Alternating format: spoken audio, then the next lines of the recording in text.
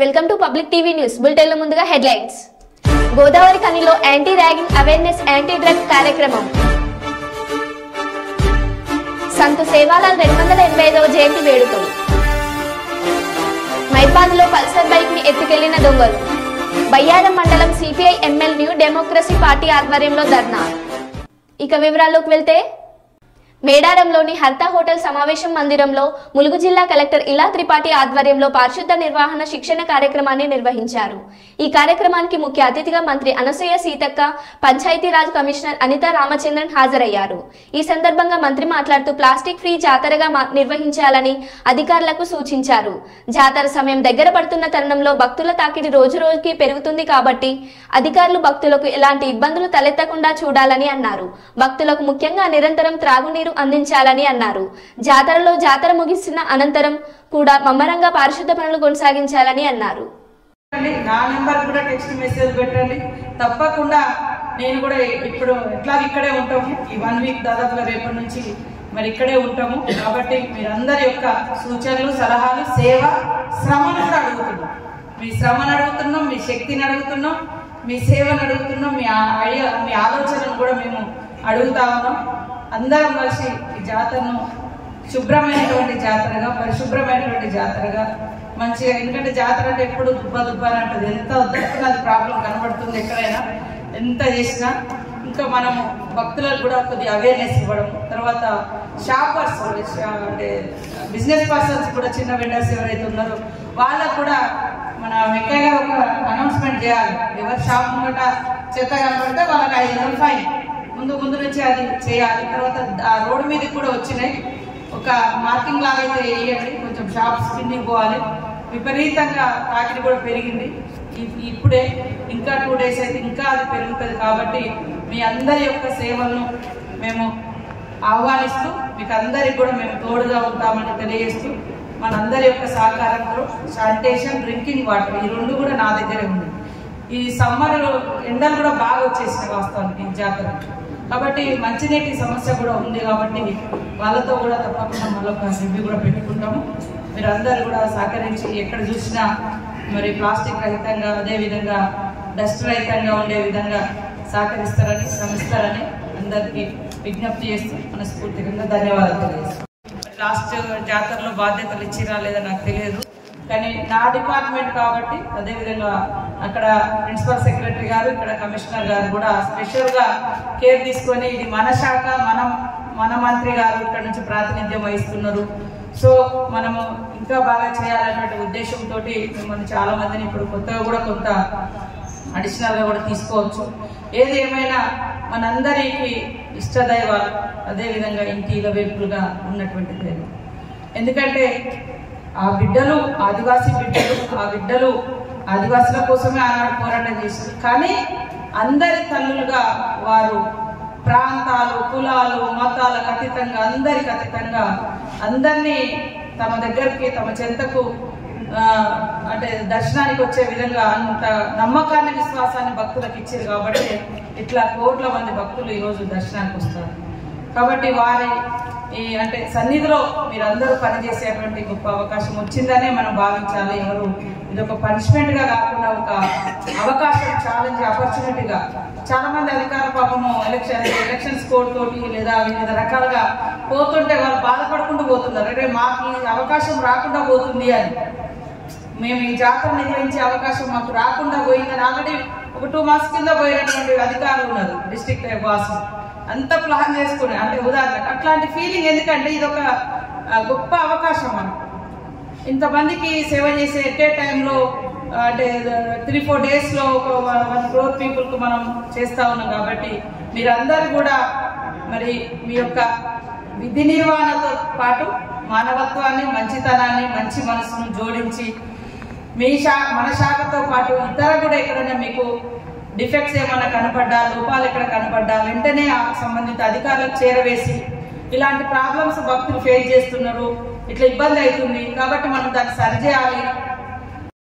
ముఖ్యంగా కమిషనర్ గారు వారు పదవి బాధ్యతలు చేపట్టిన తర్వాత మరి సమ్మక్క సారలమ్మ దేవాలయానికి వచ్చి మీ అందరినీ కూడా ఇక్కడికి ఇన్వైట్ చేసి మీతో సమీక్షా సమావేశాన్ని నిర్వహిస్తున్నందుకు వారికి ప్రత్యేకంగా ధన్యవాదాలు. పిఆర్ కమిషనర్ గారికి, అనిత రామచంద్ర గారికి, అదేవిధంగా ఈ సమావేశంలో పాల్గొంటున్నటువంటి collector and SP and additional collector, మా DPO and old new DPO DPOs, అదేవిధంగా ఇతర జిల్లా నుంచి వచ్చినటువంటి డిపిఓస్, అదేవిధంగా DLPOs, MPDOs, PS, sanitation workers, మిగతా అందరి ఆల్ డిపార్ట్మెంట్స్ అందరికీ, అదేవిధంగా డిఎస్పీలకు ఇద్దరికి, మరి ఇక్కడ ఉన్నటువంటి మీ అందరికీ పేరు పేరున హృదయపూర్వక నమస్కారాలు. మీ అందరికీ కూడా మంచి జరగాలని ఆ దేవుణ్ణి సమ్మక్క సార్లమ్మను కోరుకుంటా ఉన్నాను, మొక్కుకుంటా ఉన్నాను. మీరందరూ కూడా ఆరోగ్యంగా ఉంటూ మరి మీ యొక్క సేవల్ని ఈ లక్షలాది మంది భక్తులకు అందించేందుకు ప్రధానమైనటువంటి భూమిక శానిటేషన్ మన డిపార్ట్మెంట్. వాస్తవానికి దాదాపుగా 2 months నుంచి కూడా వెంకయ్య గారిని కూడా అభినందిస్తా ఉన్నాను. ప్రత్యేకంగా వారు నిరంతరం కష్టపడి ఎప్పటికప్పుడు పరిశుభ్రంగా ఉంచేందుకు వారు కూడా చాలా కష్టపడుతున్నారు. ఇది 3rd జాతర వారు ఇక్కడ ఉండడము.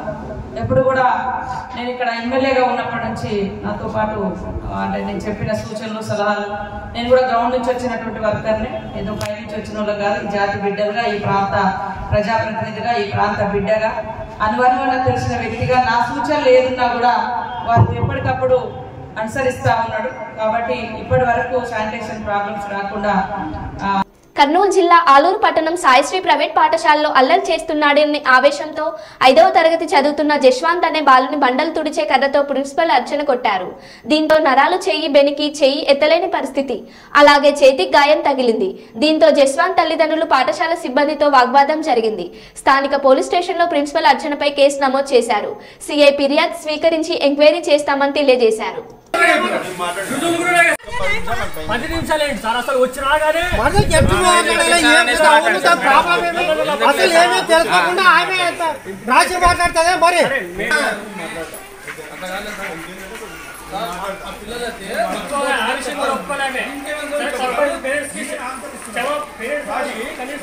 అవును ఏమో చేసిన తప్పైంది తెలీదు అని చెప్పి చెప్పాలి, కానీ ఆయన చెప్పినాడని చెప్పేసి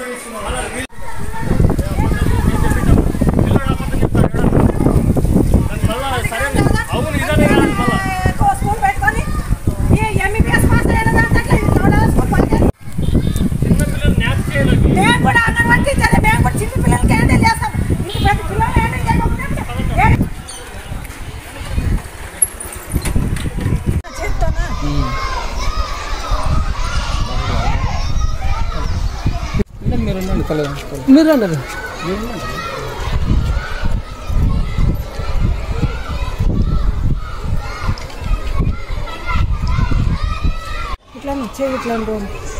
అదే కాదానికి మా వాడేమో స్కూల్ తప్పించుకునే ఇది చేస్తాం.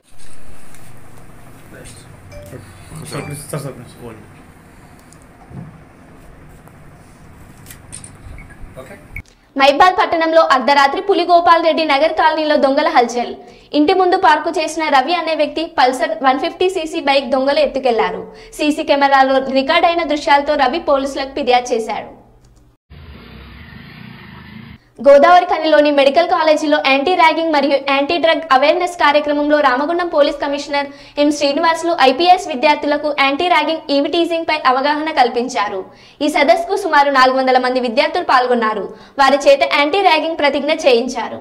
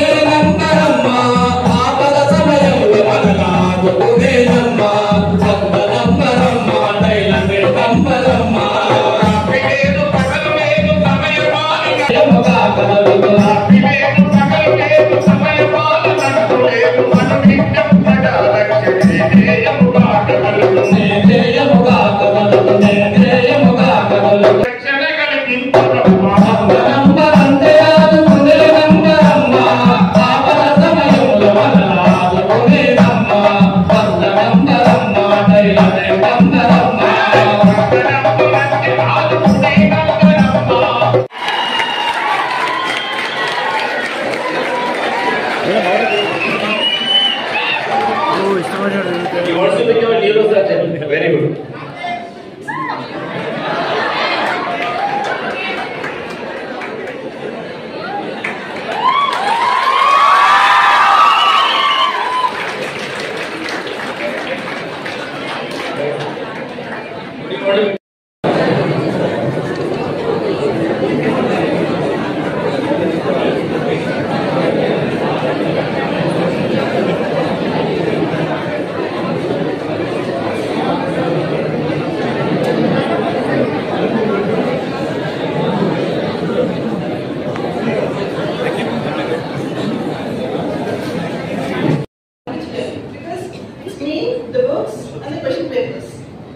That's it. Another rank medical college. So this is a false notion of competition. Everything false notion. Competition of what no, it's not like that. This is a vast subject. It's me on the question paper. And they test it. How did the other person come into the picture? No, there is no competition actually. You're very did you ever?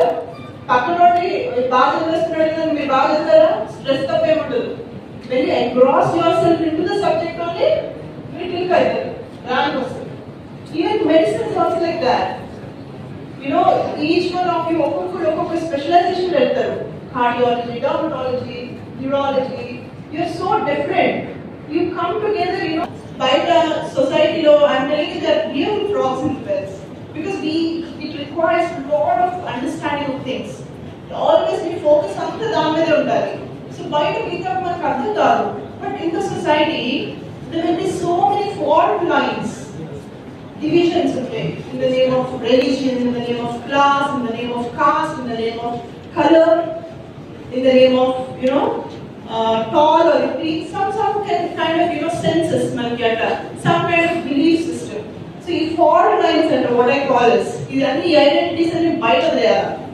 College I'm this, I'm a medico of this particular college.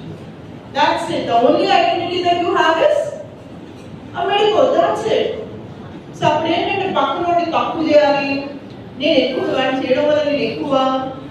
So this ikkadi nunchi that akkadi nunchi a fault line nunchi ragging ane concept vastundi. So it's a psychological insanity. Okay. That question raised చేస్తున్నారు. మీ సినిమాలో చూస్తుంటారు అధ్యక్ష ఇలా జరిగింది అని. Okay and అంత famous అయిపోయారు మీరు. ఫేమస్ దేనికి కావాలి? మీరంతా చాలా కష్టపడి ఇప్పుడైతే ఇందాక ఆమె డాక్టర్. నిజానికి నేను చెప్తాను ఎంబీబీఎస్ సీట్ కోసం ఎంత కష్టపడతారు.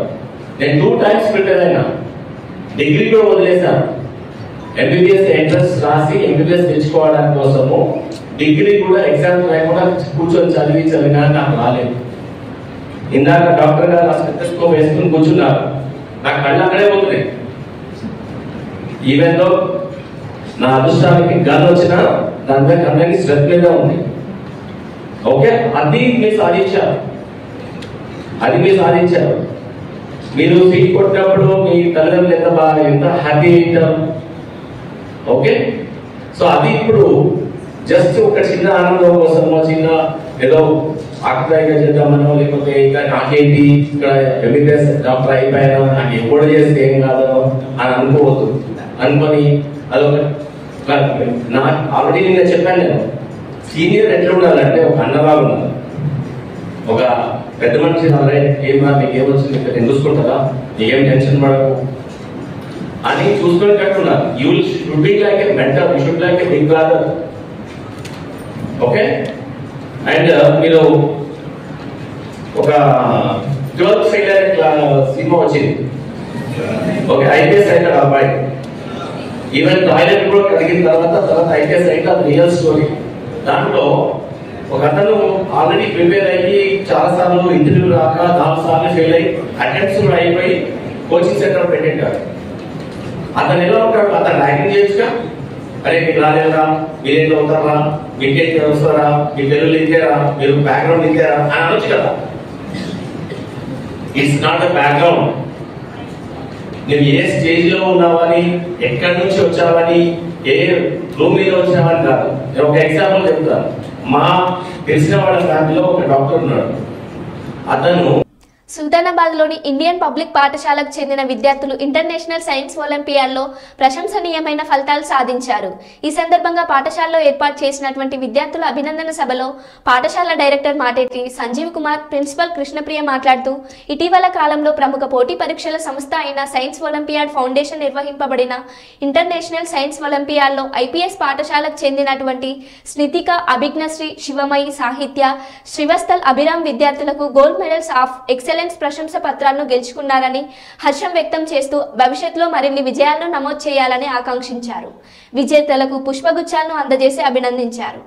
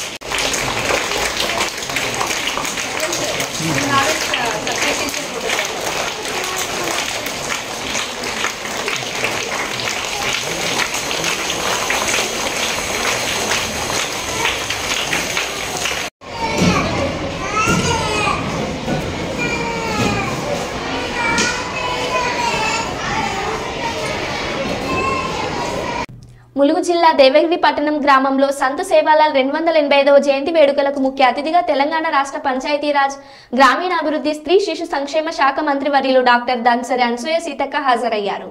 ఈ సందర్భంగా సీతక్క మాట్లాడుతూ, యావత్ భారతదేశం గర్వించదగ్గ ఆధ్యాత్మికవేత్త సేవాలాల్ మహారాజ్ అని, సమాజానికి ఆయన చేసిన సేవలను కొనియాడారు.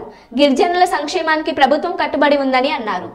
285 సంవత్సరాలకు కూడా మరి జాతులు వారు మనకు చేసినటువంటి సేవను మర్చిపోకుండా గుర్తు చేసుకోవడం అనేది ఈనాటి తరానికి అవసరం. ఎందుకంటే చరిత్రలో ఎంతో మంది మహనీయులు ఆయా జాతుల కోసం, ఆయా కులాల కోసం, ఆయా ప్రాంతాల కోసం పరితపించారు.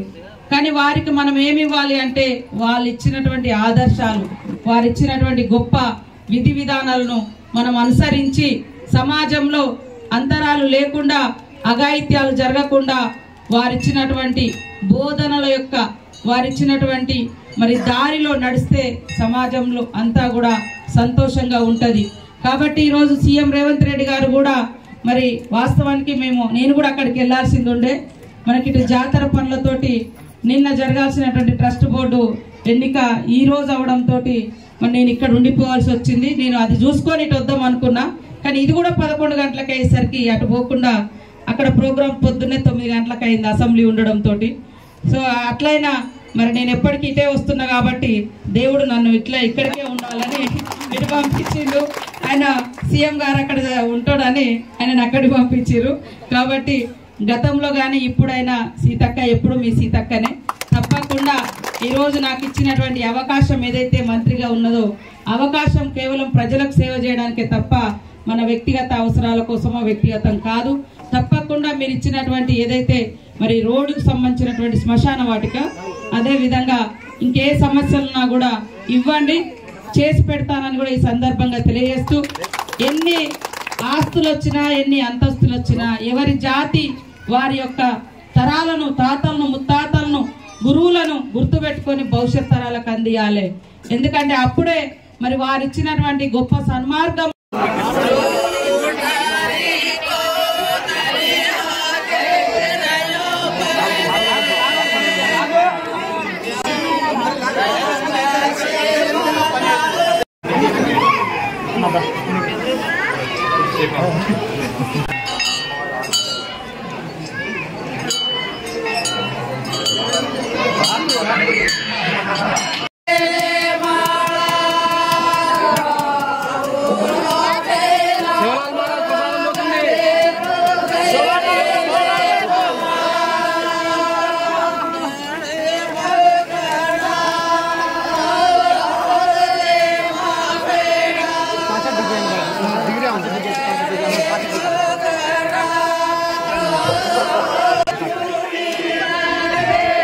మంచిర్యాల జిల్లా మందమర్రి సబ్ డివిజన్ ఇరిగేషన్ కార్యాలయం నిర్వహణాధికారి డివిజన్ ఇంజనీరింగ్ శారద ప్రభుత్వ ఉద్యోగి అని మరిచి తమ బాధ్యతలను విస్మరిస్తుంది.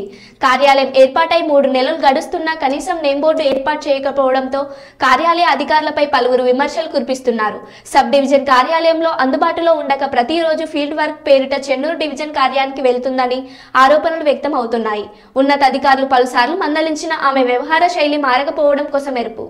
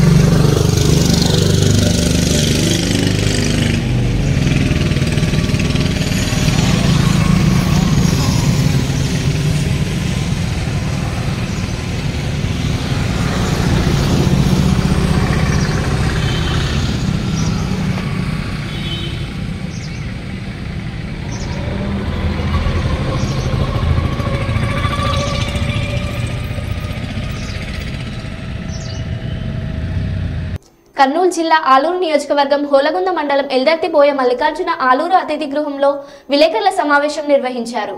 విలేకరులతో మాట్లాడుతూ గతంలో 20 ఏళ్లు టీడీపీలో ఎల్దర్తి గ్రామ సర్పంచ్ ప్రజాసేవకుడిగా ప్రజలకి సేవలందించాను. టీడీపీ అధిష్టానానికి నా అభ్యర్థనని విన్నవించాను. టీడీపీ జాతీయ అధ్యక్షులు చంద్రబాబు నాయుడు, రాష్ట్ర అధ్యక్షులు అచ్చెన్నాయుడు సానుకూలంగా స్పందించారని తెలిపారు.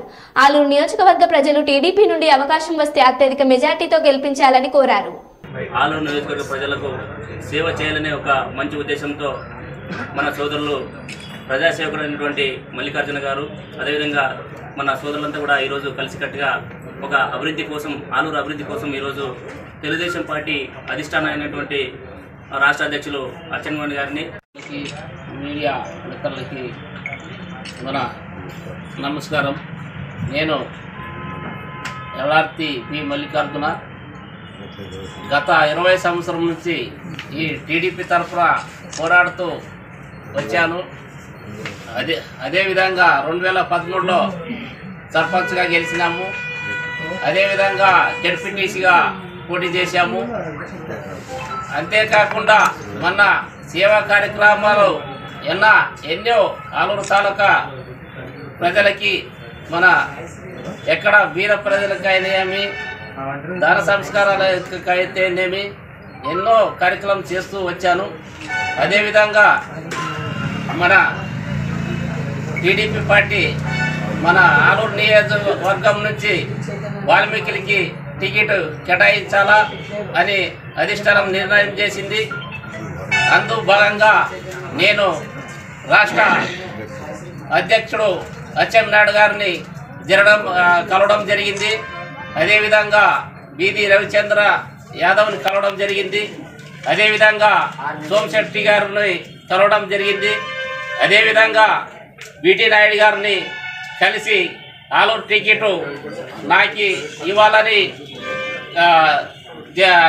అడగడం జరిగింది. వారందరూ కలిసి సానుకూలంగా నాకు స్పందించి, నీవు ఆలూరు తాలూకాలో ఇంకా మిగతా గ్రామస్తులుగా ప్రజలు కానీ వాళ్ళతో కలిసి కలసాలని చెప్పడం జరిగింది. నాకు ఎమ్మెల్యే ఆలూరు తాలూకా టీడీపీ తరఫు నుంచి ఎమ్మెల్యే టికెట్ కేటాయిస్తే వైసీపీ ఎమ్మెల్యే అభ్యర్థి ఆయన ఇర్పక్షి గారిని 30,000 మెజార్టీతో ఓడించడం జరుగుతుంది.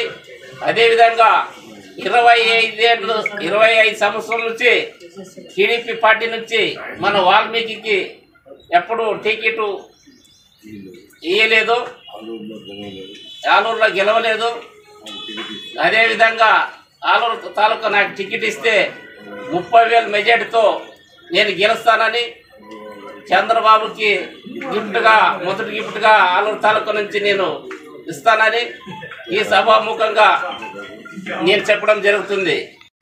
నాకు కాక వేరే వాళ్ళకైనా అధిష్టానం మన పార్టీ టీడీపీ పార్టీ తరఫు నుంచి ఇస్తే నేను వాళ్ళకి కృషి చేసి అత్యధిక మెజార్టీగా గెలిపించి చంద్రబాబు నాయుడు సార్కి గిఫ్ట్గా ఇవ్వాలని కోరుతూ సెలవు తీసుకుంటాను. అజ్ఞాత దళనేత న్యూ డెమోక్రసీ రాష్ట్ర కార్యదర్శి అశోక్, వరంగల్ జిల్లా కార్యదర్శి గోపి మరో 2 నేతలను పోలీసులు అక్రమంగా అరెస్టు చేశారని, వారి ప్రాణాలకు హాని తలపెట్టకుండా వెంటనే విడిచిపెట్టాలని డిమాండ్ చేశారు. బయ్యారం మండలం గంధంపల్లి గ్రామ సెంటర్లో రాస్తారోకో నిర్వహించారు.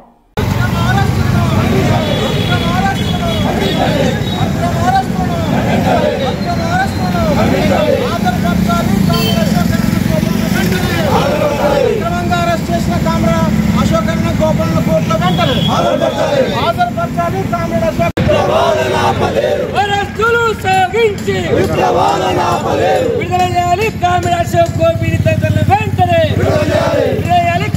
అశోక్ గోపిని తదితరుల వెంటనే, సిపిఎంఎల్ లీడర్స్ నాయకులు కామ్రేడ్ గోపి అశోక్ తదితరుల వెంటనే, అక్రమంగా చేసిన సిపిఎంఎల్ లీడర్స్ నాయకులను వెంటనే, అక్రమంగా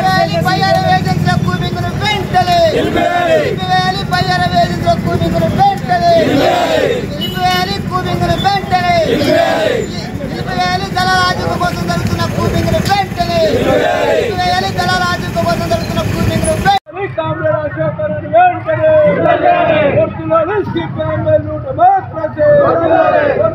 సిపిఎంఎల్ డెమోక్రసీ విడుదల చేయాలి కామ్రేడ్ అశోక్ గోపాలను వెంటనే, విడుదల చేయాలి కామ్రేడ్ అశోక్ గోపాలను వెంటనే, CPML democracy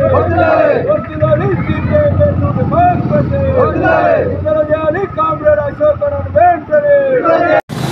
CPML new democracy Telangana రాష్ట్ర కార్యదర్శి కామ్రేడ్ అశోక్ అన్న, వరంగల్ జిల్లా కార్యదర్శి గోపన్నతో పాటు మరో 2 దళ సభ్యుల్ని తెల్లవారుజామున పోలీసులు అక్రమంగా అరెస్టు చేయడం అనేటువంటి జరిగింది. అరెస్టు చేసినటువంటి కామ్రేడ్స్ యొక్క ఆచూకీ ఇప్పటి వరకు కూడా పోలీసులు తెలియజేయనటువంటి పరిస్థితి కనపడతా ఉంది. కామ్రేడ్ అశోక్ అన్న గోపన్న ప్రాణాలకు ప్రభుత్వం హాని తలపెట్టేటువంటి పరిస్థితి కనపడతా ఉంది. కావున కామ్రేడ్ గోపన్నని అశోక్ అన్నని తదితర 2 దళ సభ్యుల్ని వెంటనే బేషరతుగా కోర్టులో హాజరుపరచాలని చెప్పేసి CPML new democracy party demand చేస్తా ఉంది. కామ్రేడ్ అశోక్ అన్న చిన్నతనం నుండే ప్రజల కోసం, ప్రజా ఉద్యమాల కోసం అజ్ఞాత జీవితాన్ని కొనసాగించడం అనేటువంటి జరిగింది. ఆనాటి నుండి నేటి వరకు వందలాది సమస్యల్ని పరిష్కరించడంలో తన పాత్రని పోషించడం అనేటువంటి జరిగింది. కామ్రేడ్ అశోక్ అన్న పోడు భూములని పంచి పేద ప్రజలకు పంచిపెట్టడం అనేటువంటి జరిగింది. అట్లా ప్రజా సమస్యల కోసం పరిష్కారం కోసం పనిచేస్తున్నటువంటి నాయకుల్ని అరెస్టు చేయడం అనేటువంటిది దుర్మార్గమైనటువంటి చర్య. కాంగ్రెస్ పార్టీ అధికారంలోకి రాకముందు నక్సలైట్లుంటే బాగుండు అని చెప్పేసి మాట్లాడినటువంటి రేవంత్ రెడ్డి నేడు నక్సలైట్లని కూపింగ్ల పేరుతోటి అరెస్టు చేయడం అనేటువంటిది దుర్మార్గమైనటువంటి చర్య. ఈ చర్యను ప్రజలు, ప్రజాస్వామిక వాదులు, మేధావులు ముక్త ఖండంతో ఖండించాల్సిందిగా కోరుతా ఉన్నాం. అరెస్టు చేసినటువంటి కామ్రేడ్స్ ని వెంటనే బేషరతుగా కోర్టులో హాజరుపరచాలని చెప్పేసి డిమాండ్ చేస్తా ఉన్నాం. మరో బులెటిన్ లో మళ్ళీ కలుద్దాం. Keep watching.